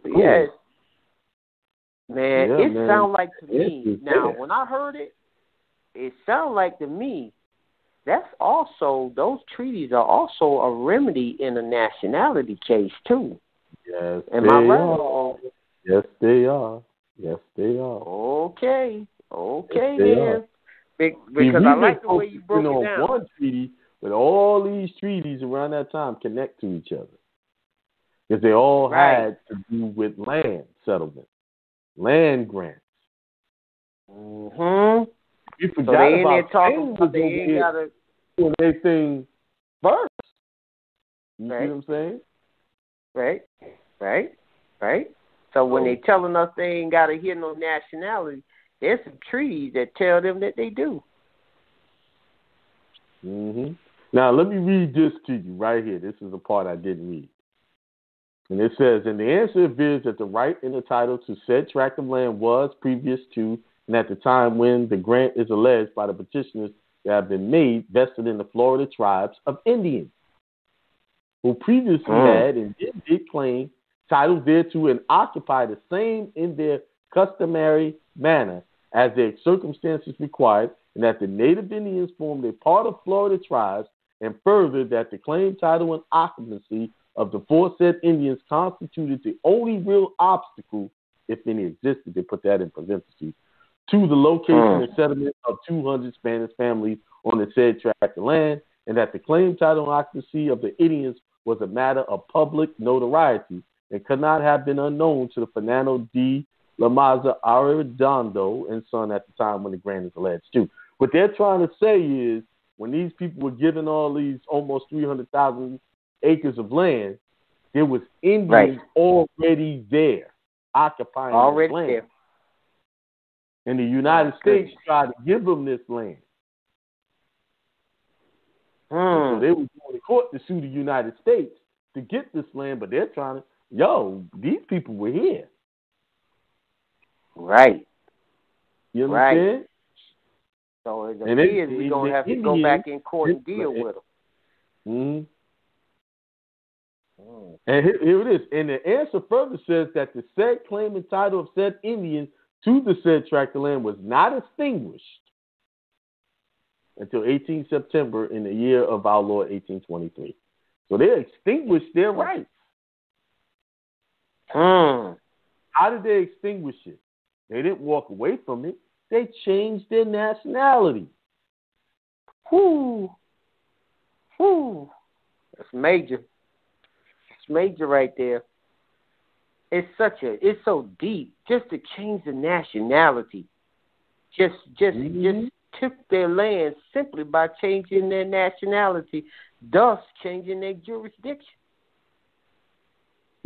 Reading. The answer submits that by laws, ordinances, and royal regulations of the government of Spain, which was enforced in the province of East Florida at the time when the said grant is alleged to have been made, it was provided that the distribution of land should be made with equity and without any distinction or preference of persons or injury to the Indians. So they're saying they should have gave up some bread without injury to the Indians, and that it was herein and hereby especially provided and commanded that lands which might be granted to the Spanish subjects should be without prejudice to the Indians, meaning the Indians don't lose their rights, and that those granted to the injury of the Indians should be restored to their rightful owners. So they're saying the Indians should be restored that land to the rightful owners. But if they don't make a claim, how can it be restored? There it is, equity. We go ahead and take them to court for our land. Mm-hmm. Oh, but you're going to need these treaties to do it. You're going to need the treaties to do it. Right, the treaties to do it. We're going to need the treaties to deal with the very nationality, to get them to acknowledge our nationality. We're gonna have to get into the treaties. Yep. Oh boy. Okay. All right. Yeah. Okay. Well, I got more reading to do. Yeah. Right. So I did some commerce today after I had put in some spiritual work last night for some commerce today, and lo and behold, I get a call and did some commerce today. There you go. See? That's how it works. So and sometimes I don't like it working that way. I would rather not have to put in the spiritual work, but it seems like that's not going to be the case. It's going to be required, a constant thing too. Well, I believe anything you're doing is all spiritual work, whether you're doing a ritual or you just calling it out. Right. It's all spiritual work. Right. Right. What I do is I have recorded myself speaking my affirmations. So at night, I take those recordings and I play them and put them on a repeat. So all night, that's my voice speaking to me while I'm sleeping. Now, I've been doing that for almost 7-8 days straight. Okay. And commerce has just been coming my way. Uh-oh. I wake up, it's just like a magnet. Wow. So what I'm saying is take in and record what you want. You got to be I am, speaking in the present. No, I want. Okay. I am statements, as if you already have it. Record that, put it on repeat, and just go sleep on that. Now, I got that from Reverend Ike. He says he did it. He did that. He would play it. Didn't know that. See, when you listen to all of Reverend Ike's recordings, he breaks down, he gives real deep advice. See, his general preaching, you didn't get it, but you listen to him in his private sessions. I got a few of the private sessions where he breaks certain things down like, this is what I do. At night I go to sleep, I play mine, I just put it on, play. I get a recorder. I said, okay, I'm going to follow that. Now it's easy to do now with technology. That's easy to make, before he had to have a tape recorder and pre-record it and just keep playing it, Right. So It's easy to do with a phone now. Yeah. You're right. You just put it on repeat and lay down. I put it on just low enough so I can hear it, and then I go to sleep on that. That's what's up. Seems like you're getting some moves done too. Oh yeah, man. It's phenomenal, brother. Right, it's phenomenal. No doubt. It sounds like it. So yeah, that's something I'm looking into. I'm gonna tell you another thing too. Well, let me just ask you this, then I'm gonna yield the line. I'm gonna ask you this because, and you let me know. I might have to take a consultation to get this answer from you. But is there a remedy yet regarding the EINs? Because at one point you had to have. Yes, you're gonna have to go get that EIN with the social. Because I tried it. I faxed it in. They denied it. Thinking, I filled it out. So you're just going to have to do an 8832. Okay. And tie it in that way. And tie That's it into the only way you're going that to be way. able to do it. Yeah. Oh, boy. Just like you did the number. Correct. Well, then they're gonna have to. I'm just gonna send it certified to 8832s because we already see that some of them they don't even want to send it back to let you know that you even got it. Right. Yeah. Yeah, they're terrible. Okay. Yeah, they are. Well, that's all right. We as you say, Thursday, I'm gonna play a recording from the IRS. Somebody talk to them after I redact their information and get their permission. Right. The IRS straight up, man. When you hear it, I let y'all hear the recording. Once I get I look forward to that. That's gonna be a great show when you put that in. Wait, there. that means the dude. They tell you their power, but he didn't catch the words this man was using and just was letting it roll. Like, yo, but when you don't know how to respond. Right. But I was watching one of your old CPN webinars, and it looks like you can get a CPN doing a EIN online. Did I see that right? Mm-hmm. Okay, good enough. No. When there was a part where I taught where you take your CPN and you put it on a CP575 is a way to do that. It's the very first way I did it. So that when you hand it in, your CPN is there along with your new EIN. So people are making a mistake in trying to open up personal bank accounts with CPNs. You may get away with that at some banks. They're not letting you get away with that because they're checking the history of the CPN. If they see it's a couple of years old, they're going to ask you to prove that that's a social. They want to see the social. Yes. I keep telling people, do not open up personal banking accounts. Open up business accounts and use your EIN on just all they're going to use the CPN is that, they're going to set a profile up for the CPN, but it's not the number that they're going to be using. Correct. So don't mess with no personal bank accounts with that type of stuff. What? Simple as that. What do you need it for? Yeah, you really don't. You don't need it because you're really trying to use those type of EINs for I don't know, cars, and maybe even for rent to own property. Yeah, you don't need a personal checking account. It's a waste of time. They don't give you any money on that. And when you open up these accounts, make sure you're asking for non-interest bearing accounts, whether it's a checking or a savings account. Correct, sir. Correct. Well, hey, I'm waiting on the tracking. I got the tracking number the other day when I did the request for the personal information on the passport, and so they sent the letter. Yeah, that's for the certified copies, and they sent me a letter that has a tracking number or case number saying, "Hey, we acknowledge that we got it and that we working on it." Right. That's usually what happens. Right. Right.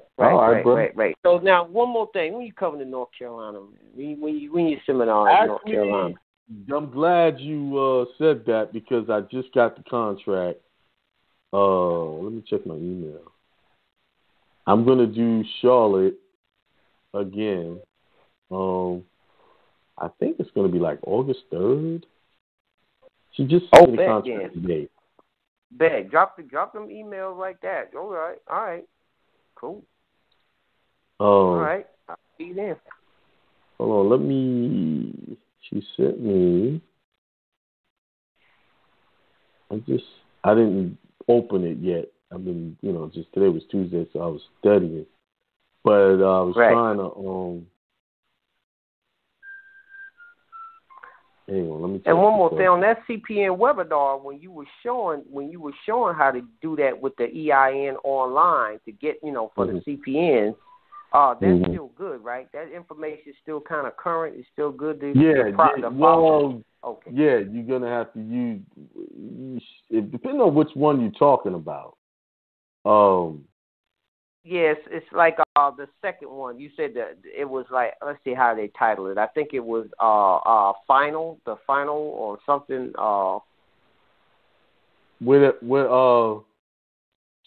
Would I set it up as a?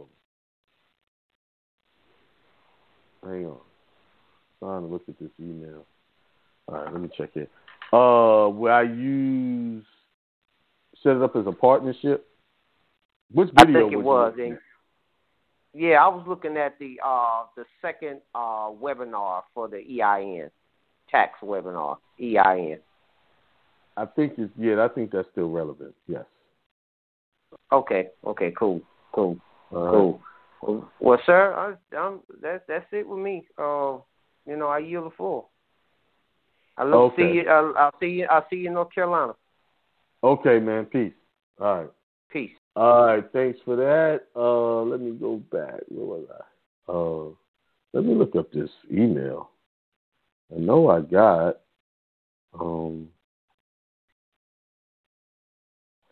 An email. Today. There it is. Yep, there it is. What dates? Oh, I told her. Oh, the 24th of August is what I had put down. 24th of August for Charlotte. And I'm working on Baltimore for the beginning of August. So I got those emails. Charlotte would be, I got to negotiate with her on this price. I don't like that. But I'll get it done. That's more than what we paid the last time. All right. And then Maryland. I'm working on that too. Maryland's a little funny acting. They want. I'll get it done. All right. Yo, it's 9:01. A lot of people on, but not a lot of questions.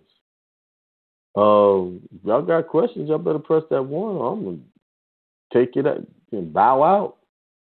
And binge listen to some Reverend Ike. All right, well, shoot. Because I don't know, I think they're doing something to my phone lines because I had a lot of hands up and then now they're missing. So if I'm not getting you, I can't see you. Let me refresh my page. This is becoming a common thing. See, now when I refresh, I got a bunch of people popped up. Okay, what's going on? 510-910. Peace. Peace, what's going on? Hello. Hello? I came in. Hello. Yeah, I'm here. Yeah, I came in kind of late.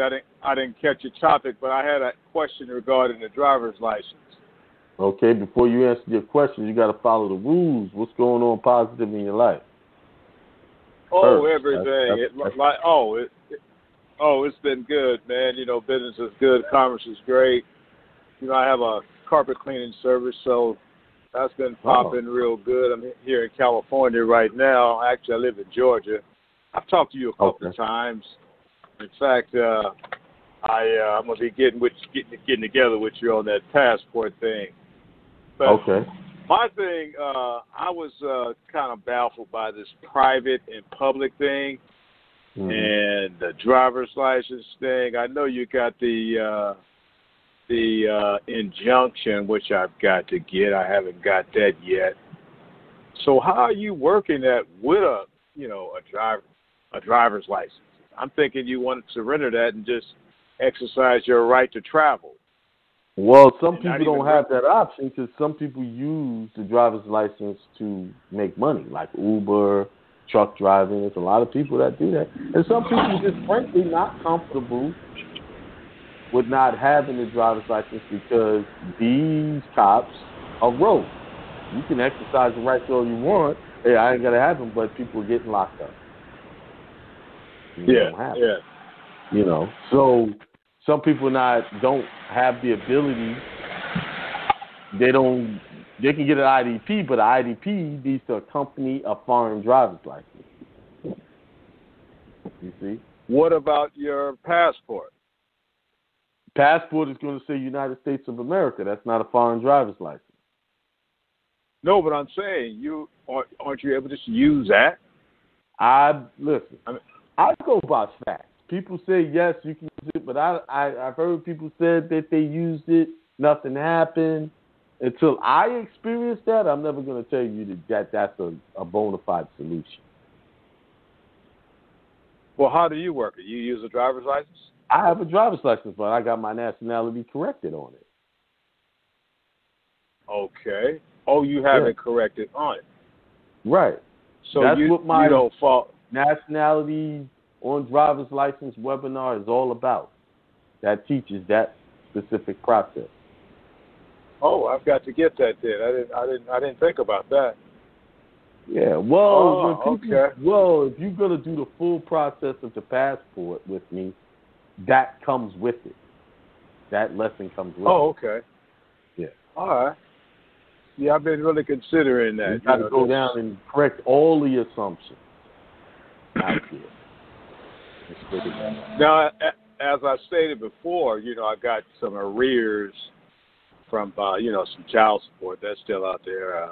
We need to tackle that first. Get them shut out because I can force the passport people to give you the passport with that, but that takes a lot of paperwork back and forth. Right. I'd rather just attack the child support. Let's stop that child support. Now, I do have child support webinars you can get. You can do it yourself. You need to shut that down, get them out of the way, and then go for it. That's the way I prefer it. It's easier that way. Yes. So if I get with you, we do the passport, that'll be all included. Fighting the child support? No, that's not included. That's a whole nother battle. Now, I will fight it by way of going at the passport people saying they're restricting your right to travel because of, I got you on that. I can do that. That's part of that. But actually going after the child support agencies, that's a whole nother process. Because that takes affidavits, going to get the record. And that, average, once you're in that contract, on average, that could take anywhere to 4 to 6 months of getting you out of that contract. Just on average. So that's a whole nother battle. So that's not included. But what's included is I can prepare a letter to send to Department of State saying that they can't do that. Right. Which they take 2 to 3 letters to get them to overlook that. But, that's a battle. And see, applications for passport only last 90 days. Right. So while we're going back and forth, your application is going to expire. You're going to have to spend more money to get it. So I'd much rather let's shut the child support down before you even try to get the passport. And you got the webinar for that too. Yes. Let's shut it down. Get them out of the way. Then go for the passport. I'm dealing with a couple of people right now who went for the passport. That's child support issue. they overcome one hurdle and then they give them another hurdle. So I'd rather go. Let's deal with that. Yeah. Right. Okay. We'll deal with that then. Yeah, I was just wondering how you, be private but yet still have a license, because it says what you just stated. You have that correct. You have that stated on your license. Yeah. Well, they won't show it on the license. You got to give them, just like you do with your passport, notice of who you are and make them put that in the computer. Scan what I do is I take my application for the driver's license and I fill it out, as a national. Then I take my affidavits and attach it to it and tell them to put that as permanent part of the record so they can have that on their file. Oh, okay. I got you. That's it. That makes sense. Yeah. No problem. I've done it in North Carolina. I've done it in South Carolina. Yeah. That's it. Yeah. Well, they shut mine down because of that. Because of what? They shut down. Yes, old child support. But I had years ago. This shit's like 20 years old. So I just went another route at it and kept it moving. But I do want to resolve that. Yeah. Right. All right. Better to resolve it. All right, man. Peace. Thank you. Appreciate it. All right. 443-468. Peace to the God. Peace to the God. What's going on? Oh, man. What's good with me, man? I honor family and all that I've been taught, man. To honor family, honor thy father and thy mother, so that our days will be long upon the earth land. And I just got finished visiting my father, man, and got some good news, man, because he was going through some struggle through his Social Security and all that kind of stuff, man. And he getting some remedy back off of that. We didn't do it on a private level. We doing it on a public level. But nonetheless, man, it was good for me to see that, some security coming to him, man. And just got finished looking at my son, man. He's doing some better work. Right. Yeah, no doubt. No doubt. He needs that. So, basically, man, I got a question. You were saying something. I had to cut it off because I was out there dealing with him. When I came back on, I heard you saying something about you was coming to Baltimore. Or is it Baltimore or just somewhere in Maryland? Or is it both? I'm hoping it's both. Well, I put in requests for Maryland and Baltimore. I got Washington, D.C. courtyard, Washington. Then I got Baltimore, Washington, Sheraton, Baltimore, Washington. There's a few places I gotta, see what the best option, most cost effective. It looks like it'll be either August 3rd, around August 3rd. So I'm working on it. Is there going to be a seminar? That's a seminar, yes, sir. Okay, based on what? Is it based on the passport? It's a combination of a lot of things. It's going to be the nationality, the history, and actually there I'll be going over more than just the passport. I'll be going over the petition to correct the birth certificate, the process to correct the driver's license, all of that. So it's all day. So that's authentication on the birth certificate, right? Nah, I could talk about that, but not really, because we've already taught that, how to authenticate. I even got a video, it costs about $35 to show you how to authenticate your birth certificate. It's on my website. No, I'm already straight on that. That's why I was asking that, because I already I've had my birth certificate authenticated for probably over a year now. Yeah, for sure over a year. But of course, man, we do those things without studying, and I'm not able to know how to navigate that. So right now I'm focusing on the trust thing, like we talking now, and I will be talking about the trust there too. I'll be talking about trust, the importance of that. Okay, great. So I'm already up on the website profoundly, man, since I spoke to you last week. So Okay. I'm up on the website. I seen something that you sent through. Really, man, not disheartened or whatever, but time, it is what it is. I don't have the feet of finance right now to get on that webinar. I wanted to get on that webinar with you guys the 27th, but sure. I helped someone else to see this when they said that to me. Focus on being on a webinar as if you have the money now and watch. It'll come. Your mind is the power that draws all things to you, good and bad. So all you got to do is focus on it, put your mind on it. I'm going to be on that webinar. I'm going to have the money and watch. That money come. It will come. It'll come. Okay. And that webinar, that's we donating on that. We donating to the cause like 300 on that, right? Yeah, that one is 300. Yes, it is 300. Okay. I'm gonna focus on that, but I'm gonna definitely look for to see that thing come through on the email for when you coming out, coming close to my town, man, Baltimore, or even DC or something like that. I'm gonna work that out for sure. Okay, I will definitely have something for you in the next week or so. All right, my man. Yeah. All okay, right, peace. All right, peace. All right, good info. Let's go to 682-564. What up, Rev? How you doing? I'm good. What's going on with you? Man, I'm working, staying alive, I'm floating, and everything's going good. At this particular point, I'm just trying to put my coins together so I could get this webinar thing cracking. And I was wondering, do I send you an email first to let you know I purchased it or about to purchase it? You don't have to tell me nothing because I get an email automatically when somebody purchases it, and then.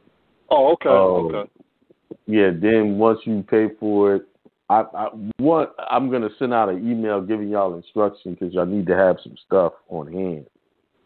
At the time I do this webinar. Okay. Mainly, you need to have your DS11s on deck. So I don't know. Okay, yeah. So how would I get the DS11s? The post office. Oh, okay. I don't know nothing about that. You know what I'm saying? So I'm learning. So go to the post office. Yeah, so I just go and quest one that does passport. Yeah. Oh, okay. Look for one that does passport. Or the county clerks. I'm noticing a lot of courthouses are opening back up to do passports. Okay.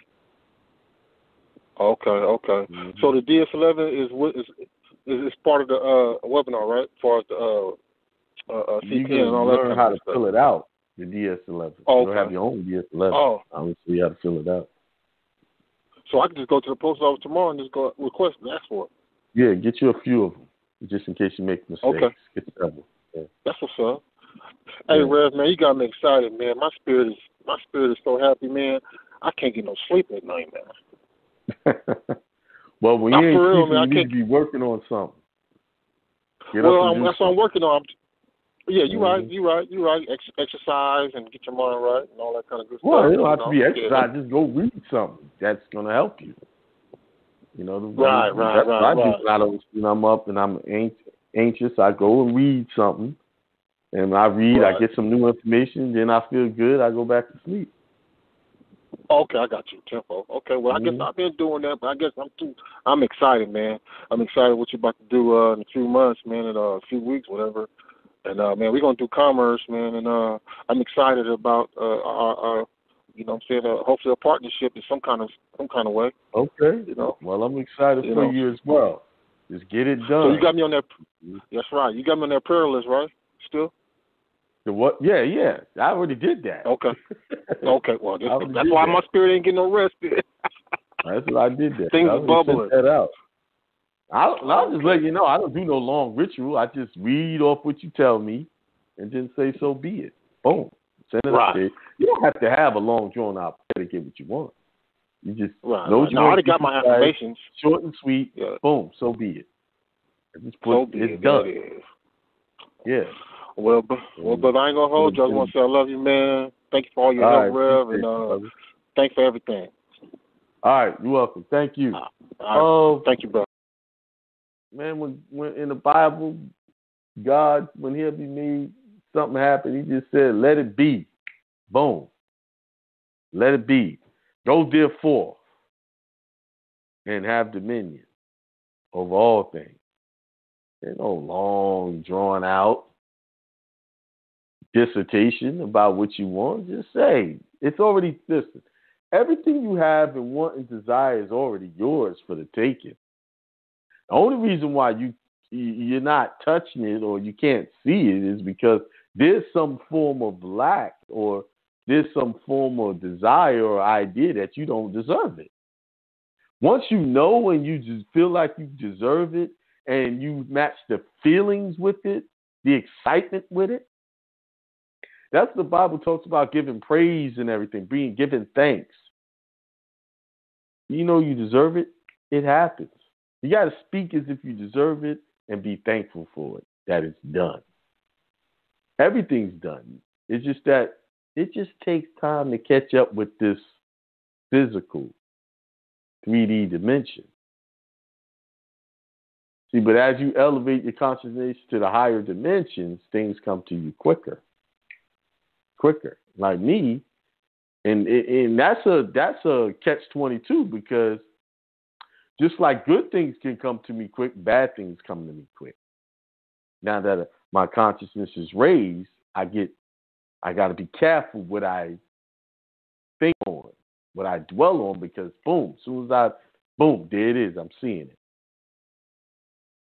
You know, you want to get to the level of existence where you just snapping your fingers and things is happening.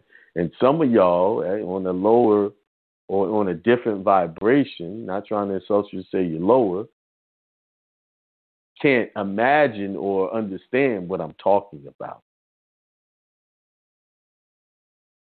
But you will once you practice this. You put this in practice. You know, when I was helping my daughter with these words, hey, you could do all of these words just like I did. It's no different. I'm not smarter than you. It's just that I practiced more at making sure I knew all of those words in order. You didn't practice more. You didn't take what I said was seriously. So because you didn't take what I said was seriously, you couldn't get all the words like I did, like that. You should be doing better at this than me. I'm older. I got a lot of stuff in my head. You younger. But because she didn't really gravitate to what I was doing, she was begrudgingly doing it. But then later on, once she did it, she felt I could see her mood change. It became fun. And I had to explain to her. What I teach you is more important. I'm teaching you practical skills that you can use. I don't have a college degree. I went to college. I don't have a college degree. I got a GED. I took my GED in 1993, 94, way after I left high school. Took the test and just passed it. No studying, no nothing. Way after I had jobs that I shouldn't have had. I was working with people with all kinds of degrees, bachelor's degrees or whatever, spent all this money, and we had the same job. It wasn't that the job didn't require me to have those credentials. I said I had them and spoke well enough to make them think I had it. So if you see, that's why I don't give people excuses. There's some people, Hakeem, you're harsh. You're this and that. Listen, I did things where I wasn't supposed to have those things because I wanted it and knew I was supposed to have it. I said, like Reverend Ike said, that's for me. That job's for me. You know, when I worked at the World Trade Center, I had big name companies. Payne Weber walked up to me. The supervisor for that company walked up to me and asked me that I want to work for them. Why was it? Why did he walk up to me out of all of the hundreds or whatever people out there? He came to me because I came to work every day, number one. And I always had a way how I carried myself. Now, this is me coming straight off the streets of New York, Harlem, 127th and 7th Avenue. You know, out there on the street selling drugs, coming from that. Now, I grew up in a good home, religious home, you know, but then I decided to do that for a couple of years.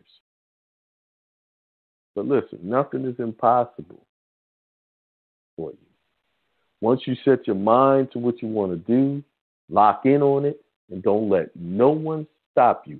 And stop telling these fools your business about what you want to do.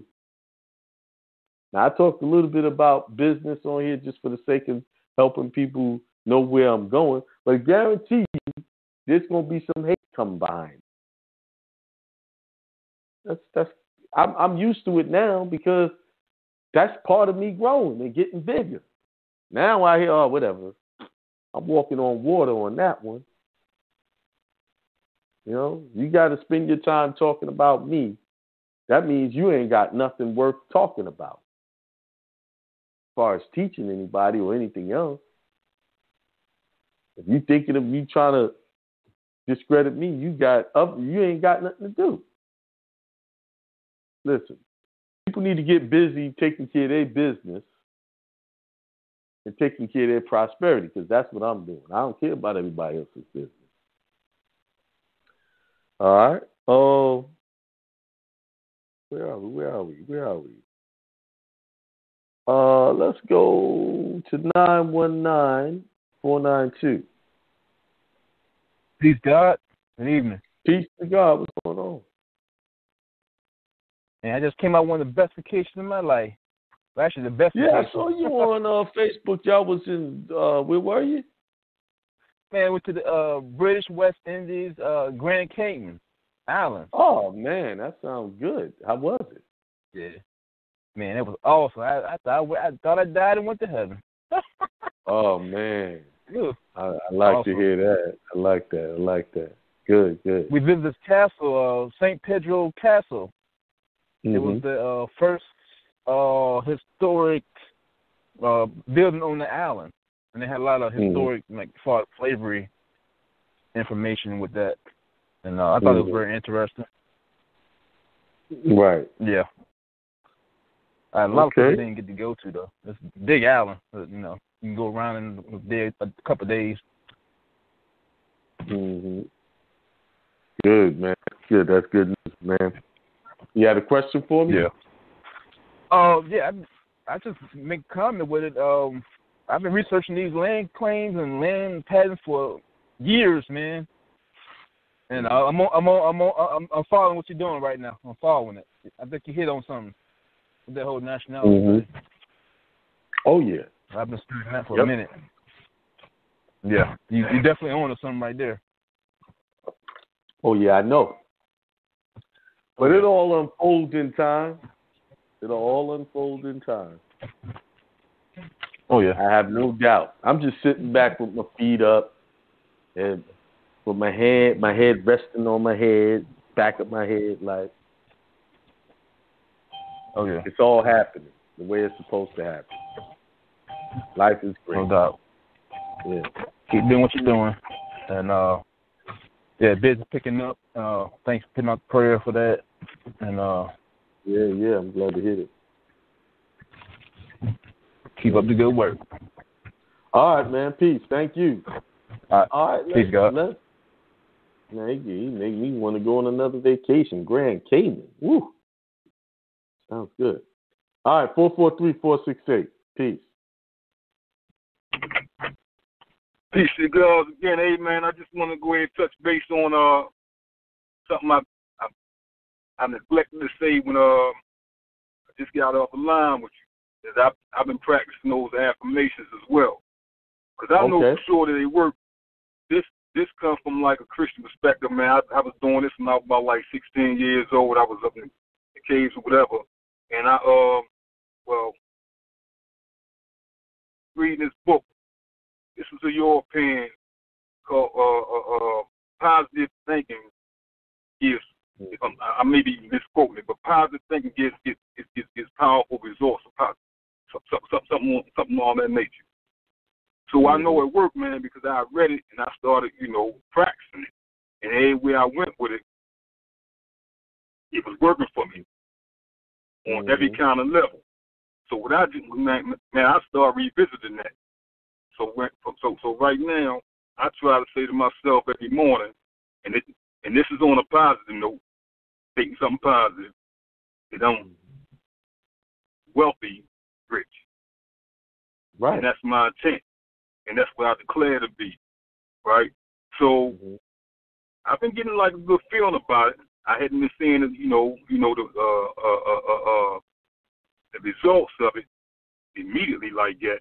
But I'm feeling the spirit on it. This is how you get that. What happens is once you put it out there, you commanding that, right? So you got to go with the arrogance of it. It's already done. And move on to something else. Get out of the way of thinking when it's going to come, and it's already on its way. It's like, okay, you make an appointment, the girl coming over to the house, right? She on her way, right? You know she on the way. You ain't got to keep calling, hey, when how long you going to get here? Because then she's going to get pissed off and you be like, oh, you ruin the mood. So you go do something else, and then she show up, they'll doorbell ring, or she got the key, she come on in. You got to do that with your things that you're trying to pull in. It's already on its way. You checking in on it every time slows it down. Just, okay, that's done. Let me move on to doing something else I can do. It's kind of hard to articulate that. You just got to move in that energy, because that's how I do it. I call it, boom, and then I'm on doing something else. And while I'm doing something else, oh, there it is. You just showed up. Here it is. Yeah, I'm right on the same level right on the same wavelength with, like I said, I experienced it just like you was talking about, like with your daughter. She ought to be getting a little quicker because she got a whole lot less to worry about or enough words to deal with than what we're doing at the age that we are now. So right now, what I'm trying to do is I'm trying to peel back a whole lot of them layers, man, at work, dealing with struggle every day. And trying to lay back and meditate and clear my mind so I can coordinate that joint and put it in order. But another thing, man, before I got offline with you guys, you was talking about what you was trying to do, start in terms of trying to build, like building that Moorish empire. So I didn't catch all that, man. I was hoping you go.